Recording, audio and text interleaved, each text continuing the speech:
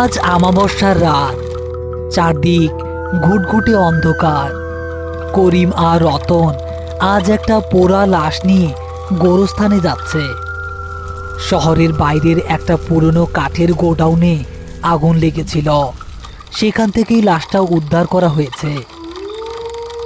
রতন, ব্যানটা সাবধানে চালা, রাস্তায় অনেক গর্ত, লাশ এমনিতেই পুইরা কয়লা হইয়া গেছে। বেশি জাকুনি খাইলে হাড্ডিগুলা ভাইঙা যাইতে পারে। ভাইজান, আমার তো দেখাই গা শিউরাইয়া উঠতাছে। মানুষ পুইরা গেলে এমন কয়লার মতো হইয়া যায়, লাশের তো কোনো চেহারা সুরত কিচ্ছু নাই। হ্যাঁ, আগুনের গ্রাস খুব ভয়ঙ্কর রতন, সব কিছু ছাই কইরা দেয়। নাম আসিল কাদের মিয়া। শুনলাম ওই গোডাউনের পাহারাদার ছিল, রাইতে হয়তো ঘুমাইয়া আসিল আর আগুন লাইগা। কিন্তু ভাইজান, একটা জিনিস খেয়াল করছেন, লাশের গা থাইকা এখনো কেমন জানি পুরা গন্ধ বাইর হইতাছে। মনে হইতাছে যেন একটু আগে আগুন নিবানো হইছে। পুড়লে তো গন্ধ থাকবই।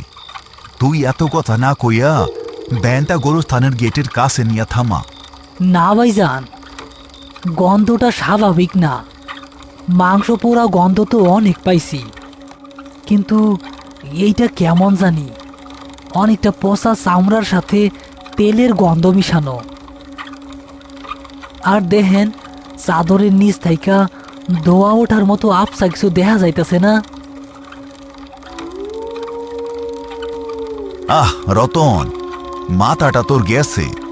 আমাবস্যা রাইতে শ্মশান গোরস্থানের রাস্তায় আইলে মানুষ এমনিতেই আবল তাবল দেখে। চোখের ভুল ছাড়া আর কিছু না।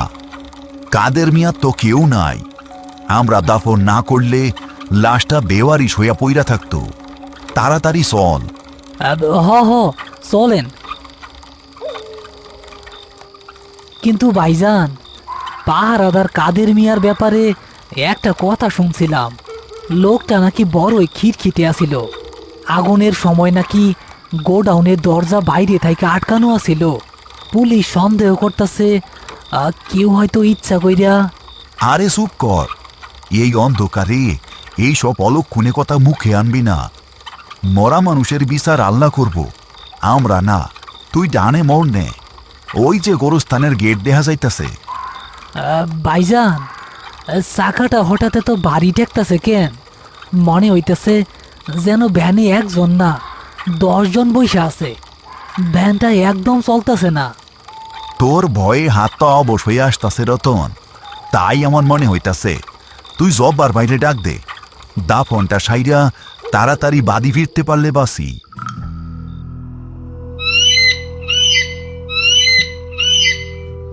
তারা গোরস্থানের গেটে পৌঁছালো। চারপাশটা অদ্ভুত রকমের নীরব। আজ ঝিঝি পোকার ডাকও শোনা যাচ্ছে না। রতন গেটের কাছে গিয়ে জব্বার আলীকে ডাকতে লাগলো। জব্বার ভাই, ও জব্বার ভাই, গেটটা খুলেন, আমরা আইসা পড়ছি। কিছুক্ষণ পর ভেতর থেকে টিমটিমে হ্যারিকেন হাতে জব্বার আলী বেরিয়ে এলেন। তার চোখে মুখেও কিছুটা অস্বস্তি। কি ব্যাপার করিম, আজকাল লাশ আনতে এত দেরি করলা যে? রাত তো প্রায় 2টা বাজে। আর এটা কেমন গন্ধ!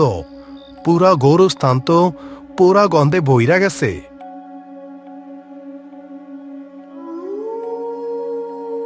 আর কইয়েন না জব্বার ভাই, একটা পোড়া লাশ আনছি। মর্গের ঝামেলা শেষ করতে করতে রাত হইয়া গেল। জায়গা কি ঠিক কইরা রাখছেন? হ, গোরস্থানের দক্ষিণ কোনায় ওই বড় করই রাস্তার নিচে জায়গা ঠিক করছি। তোমরা লাশ নামাও, আমি যাইতাছি। করিম আর রতন ধরাধরি করে লাশটা ভ্যান থেকে নামালো। লাশটা এতটাই হালকা হয়ে গেছে যে রতনের মনে হলো সে যেন একটা পোড়া কাঠের টুকরো ধরে আছে। তারা লাশ নিয়ে করই গাছের নিচে এলো। জায়গাটা গোরস্থানের অন্যান্য জায়গার চেয়ে একটু বেশি অন্ধকার। রতন, কোদাল নে, তাড়াতাড়ি কাম শুরু করি, রাইত অনেক হইছে। রতন কোদাল দিয়ে মাটিতে কোপ বসালো, কিন্তু প্রথম কোপ বসাতেই সে চমকে উঠল। মাটির ভেতরটা অস্বাভাবিক রকমের গরম। ভাইজান, একটা অদ্ভুত কাণ্ড দেখেন। মাটির তলা দিয়া মনে হইতাছে আগুন জ্বলতাছে। মাটি এত গরম কেন? হ্যাঁ, গরম? কই দেখি। করিম নিচু হয়ে মাটিতে হাত রাখল। সত্যি, মাটি এত গরম যেন তার নিচে জ্বলন্ত চুলা রয়েছে। এর আগে এমন অভিজ্ঞতা তাদের কারোরই হয়নি। কি রে, ব্যাপারটা তো সুবিধার মনে হইতাছে না। মাটি তো পুরা তোতা হয়ে আছে। আহ, আমি তো মাগরিবের আগে এই জায়গাটা পরিষ্কার করলাম, তখন তো এমন ছিল না। তারা কথা বলছে, এমন সময় হঠাৎ করেই তাদের নাকে খুব কড়া একটা পোড়া গন্ধ এসে লাগলো। মনে হচ্ছে ঠিক তাদের পাশেই কিছু একটা পুড়ছে। রতন ভয়ে ভয়ে লাশের দিকে তাকালো। ভাইজান, লাশটা! আরে এমন ভয় পাইতেছস কেন? কি হইতে লাশের? করিম আর জব্বার আলী লাশের দিকে তাকাতেই ভয়ে জমে গেল।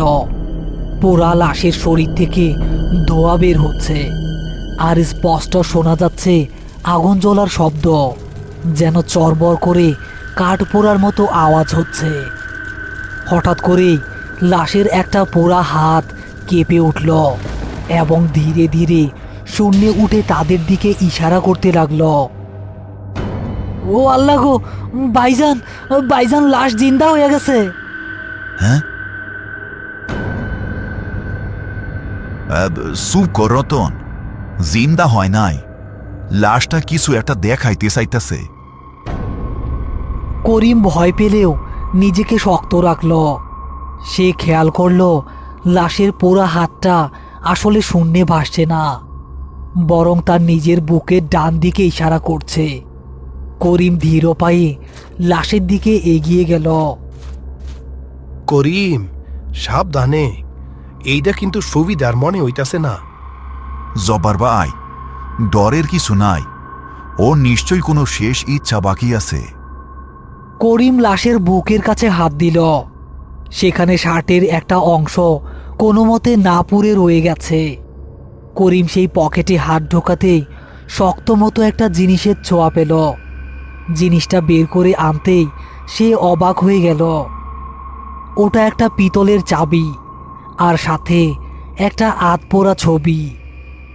ভাইজান, কি এটা? হ্যাঁ, এইখানে তো একটা চাবি আর একটা মাইয়ার ছবি। ছবিটা অর্ধেক পুইরা গেছে, কিন্তু মাইয়াটার মুখ স্পষ্ট বোঝা যাইতেছে। চাবিটা বের করে আনার সাথে সাথেই অদ্ভুত একটা ঘটনা ঘটল। লাশের হাতটা দপ করে নিচে পড়ে গেল, শরীর থেকে ধোঁয়া বের হওয়া বন্ধ হয়ে গেল, আর মাটির সেই অস্বাভাবিক গরমও মুহূর্তের মধ্যেই গায়েব হয়ে গেল। চারপাশটা আবার আগের মতো ঠান্ডা আর শান্ত হয়ে এলো।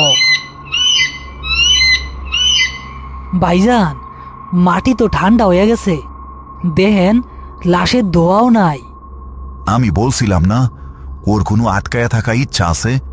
এই চাবি আর ছবিটাই সেই ইচ্ছা। চল, আগে লাশটা দাফন করি। এরপর আর কোনো বাধা ছাড়াই তারা কাদের মিয়ার লাশ দাফন করল। কাজ শেষ করে তারা যখন গোরস্থানের বাইরে এলো, তখন ভোরের আলো ফুটতে শুরু করেছে। করিম, এই চাবি আর ছবি দিয়া এখন কি করবা? কাদের মিয়ার খোঁজ নিতে হইব। এই ছবিটা নিশ্চয় ওর আপন কারোর, আর চাবিটা হয়তো ওর জমানো কোনো সম্বল, যা সে ওই মাইয়ার লাইগা রাইখা যাইতে চাইছিল।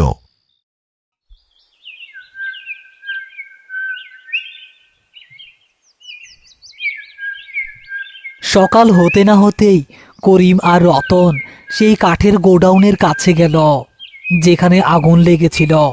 সেখানে গিয়ে আশেপাশের লোকজনের কাছ থেকে তারা জানতে পারল কাদের মিয়ার কোনো আপনজন ছিল না, শুধু একটা এতিম নাতনি আছে যার নাম মরিয়ম।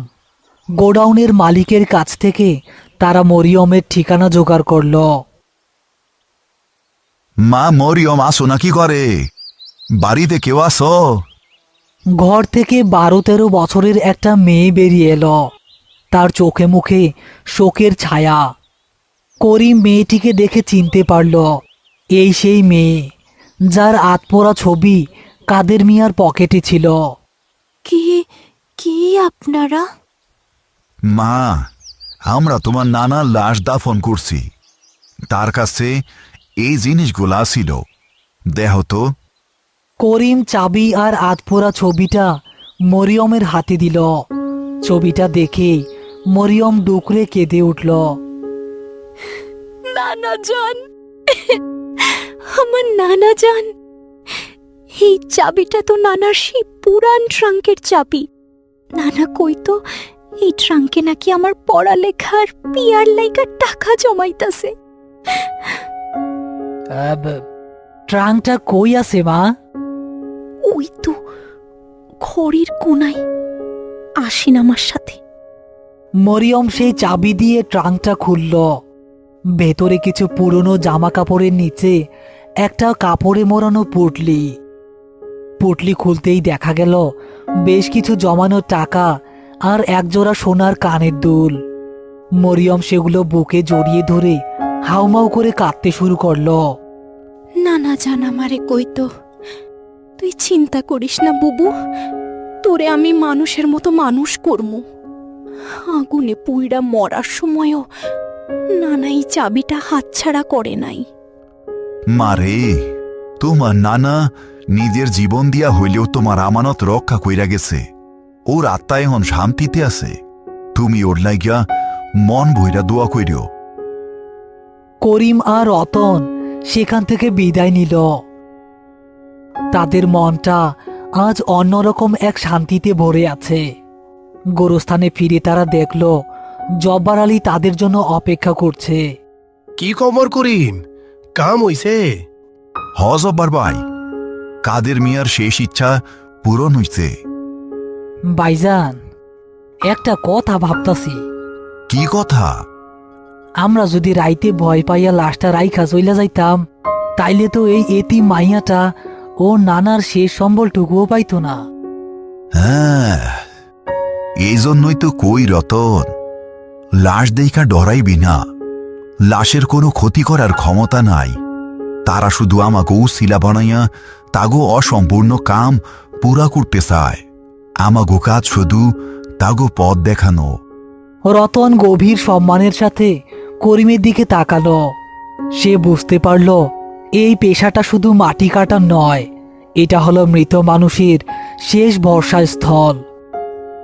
সূর্য ডুবতে শুরু করেছে।